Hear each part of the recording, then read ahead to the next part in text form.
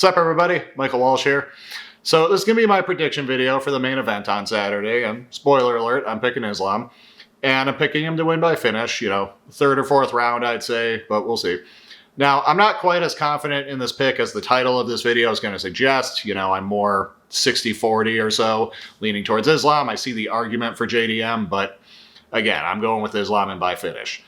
Now, later on in the vid, I'm going to break down some of the stylistic components to this fight, but up front, I just want to say the main reason I'm picking Islam, which is I have simply learned over the years that when it comes to the top players from Team Khabib, not everyone from Team Khabib, and not just everyone from Dagestan, but the top players at Team Khabib, I've basically learned that when they get a new opponent who ostensibly has, the right tools to beat them, or at least some people argue they do, when that happens, when they face that opponent, my attitude has become, I'll believe it when I see it. People have arguments for why JDM can beat Islam and why he can be a sort of poisonous matchup for him. I'll believe it when I see it. That's my attitude at this point, because I've picked against these guys, not all the time. I picked Islam to beat Charles, for example. I was tempted to pick Volk against him, but I ultimately picked Islam to win that too. But, so I'm not just a hater who picks against these guys all the time. But I have picked against them on multiple occasions. And it's just never played out. And the arguments have been similar to the arguments that JDM has to beat Islam this weekend. So, going back in time a little bit, I was leaning towards Dustin Poirier beating Khabib. Poirier was looking amazing. I thought, for one, he would be mentally unbreakable because of his fights with Holloway and Gaethje. Now, that kind of played out poorly, because it's one thing to be unbreakable in your preferred area, striking. It's another thing to also be unbreakable in your non-preferred area of grappling. But I thought his grappling was going to hold up. I was like, look, Poirier's an underrated grappler. He mauled Pettis on the ground, and Pettis has very underrated jiu-jitsu himself. He used his grappling to beat Joe Duffy, and Joe Duffy, forgotten character, but, was a relevant contender at the time and was one of the only people at that point to have beaten Conor McGregor, and was a very good grappler, and Poirier out-grappled him. So that, paired with the fact that he was training at American Top Team, which was, the sort of bleeding edge, camp, the sort of one of the top camps in the sport, very known for having a very modern approach to the game, known for their very good, get-ups on the fence and stuff like that.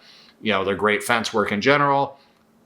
Poirier, a very slick striker, good footwork, good counters. I was like, I see the path here. And even, I remember watching the training footage in the lead up.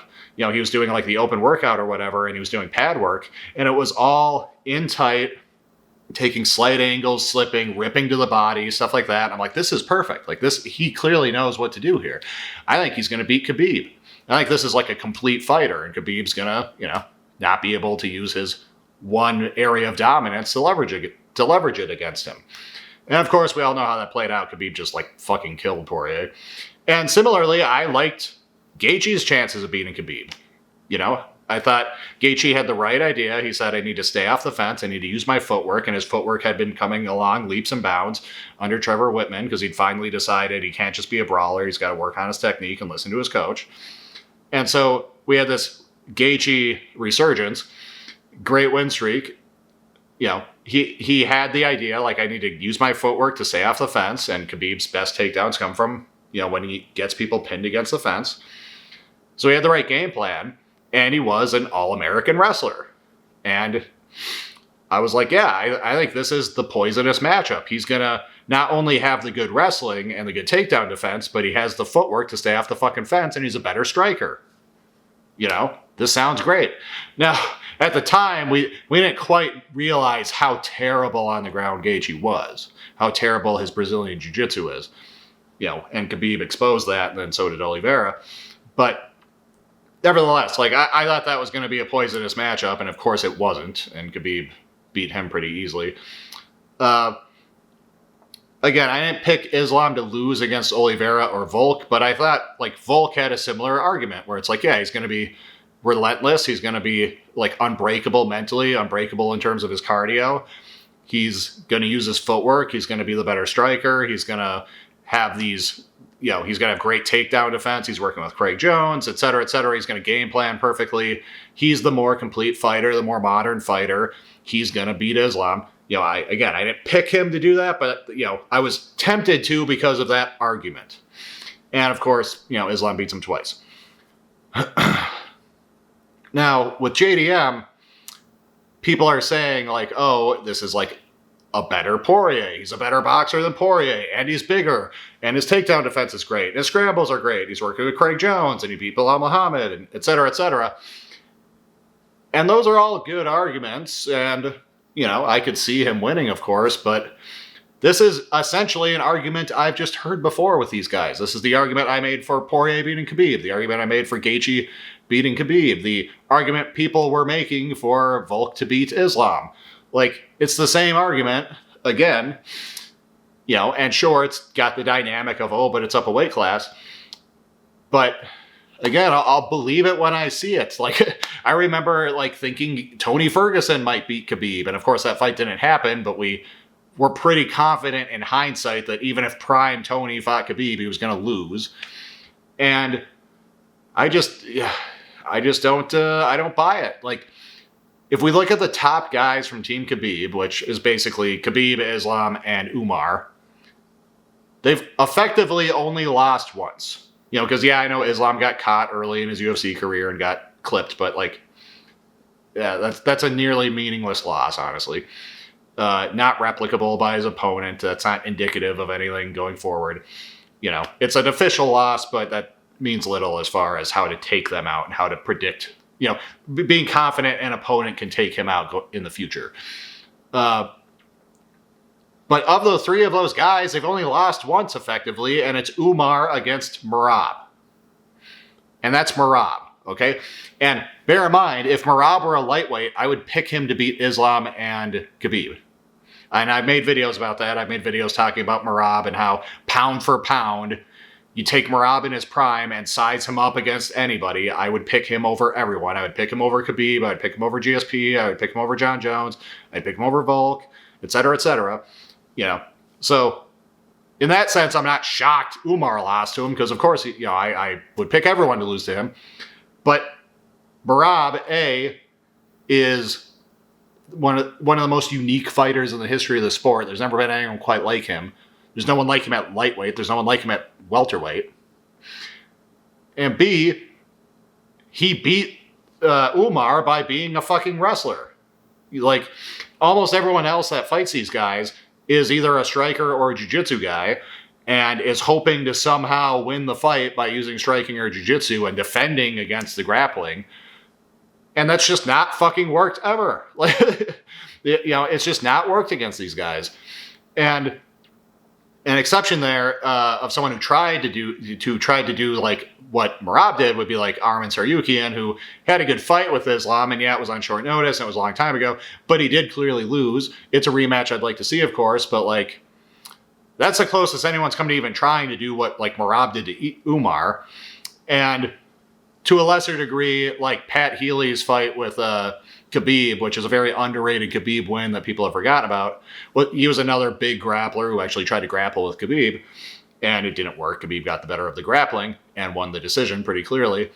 But in any case, like all of these tricky, this guy sneakily has the answer to Team Khabib, it's almost always some striker, some guy who's first and foremost a striker and has good takedown defense and good cardio and good get-ups and is good off the fence and is like this modern fighter and yada, yada, yada. And then it just never fucking works. Sometimes it gets close, like Volk did, well towards the end of the first fight with Islam. Poirier did better against Islam than he should have done, but it's just not working. Like, it reminds me of Aljamain Sterling, where everyone thought similarly that the answer was to be like a stocky, like heavy-handed puncher with good grappling. Because then you just stay off the grappling, you get up, you keep him from taking you down, and you just club his ass on the feet. But then you watch him beat Jimmy Rivera, you watch him beat Pedro Munoz, you watch him beat Henry Cejudo, you watch him beat TJ Dillashaw, and that's kind of a bullshit win, of course, because TJ was one-armed. But, you see him beat Peter Yan in the rematch, and it's like, clearly this is not a good style to beat him, actually. And, you look at the other times he's lost in recent years, and it's against O'Malley, who is not that kind of fighter, and it's against Evloev, who's also not that kind of fighter. So it's like, I think this happens sometimes where we have a champion or we have like a top fighter, and we say this appears to be the archetype that can kind of like nullify them and keep the fight in a space they won't want it to be. But then we keep seeing them beat that archetype over and over and over again. And at some point, we just have to say, this is not the way to fucking beat this guy. and it's tricky with Islam and Umar and Khabib because they fought different types of people. Like they all have fought like plenty of strikers. Umar beat Sandhagen, Khabib, beat McGregor, he beats Poirier, he beat Gaethje, Islam beat, he beat Volk, he beat Poirier, he beat Dan Hooker, all these guys. But like they also fought other types of dudes. Islam, he beat a wrestler in Arman, he beat some jiu-jitsu guys in Moises and Oliveira, and Moicano even, it's like, and Khabib, he fought some good jiu-jitsu guys himself. He fought some good wrestlers, like I said. Like he, even like Michael Johnson has like a pretty decent competitive wrestling background, actually, and like Khabib just mauls him. And it's like, really, again, the only style, the only approach that we've seen that has decisively beaten one of those three guys is Merab. And that's like, I don't even know if we can take much from that because it's like, on the one hand, you're tempted to be like, you just need to be a better wrestler. And it's like, well, it's not just that Merab was like a better wrestler. It was that he's Merab. It's that he has his unique combination of wrestling and physical attributes. And that's what allowed him to beat Umar. And even that fight was still close. It was still competitive. Merab clearly won, but like he didn't just obliterate Umar. The body language might have made it feel like he did, but he didn't ultimately. And I don't buy it. Like the idea that JDM, a guy who, he obviously looked good against Bilal. Yes, he's obviously bigger. Yes, he's obviously improving. He's still quite young, so you'd expect his skills to keep like making some pretty big leaps. Yes, he's training with Craig Jones. That's all well and good, but he is still the guy who got taken down a bunch of times by Gilbert Burns. He's still the guy who got taken down a bunch of times by whatever the hell that guy's name was. That regional guy who stepped in on short notice and was obviously on drugs, and his name is escaping me, even though I know what it is, but you know who it was. Anyways, we've seen JDM get taken down a bunch. We've seen him get controlled. Yes, he's clearly improved that a lot to where it's no easy task anymore. But this is just not the kind of guy who has beaten these dudes. This is not the kind of guy who has taken out the top level of Team Khabib. And so, you take that fact, you take the fact that the only thing I have seen take them out is like a once in the history of the sport talent in Merab, who has a style no one can replicate.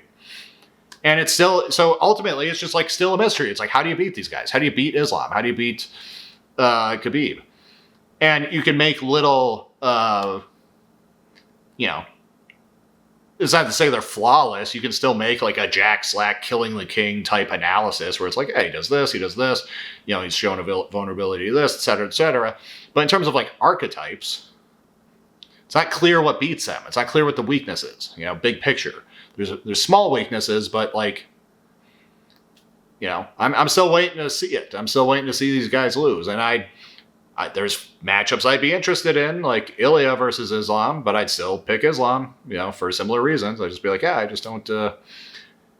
Ilya's a unique person. He's I don't know he's as unique as Merab, but he's a unique person, and that would be intriguing, and that would be in many ways more intriguing than JDM, because JDM to be blunt, JDM, it's mostly the size. You know, it's mostly like, yeah, but he's bigger. He's used to doing this with welterweights. He's got better reach. You know, Islam's going to have to be fighting a big, tall guy. And is he going to be landing the head kicks as well against a big, tall guy? And how's he going to deal with the boxing? Blah, blah, blah, blah.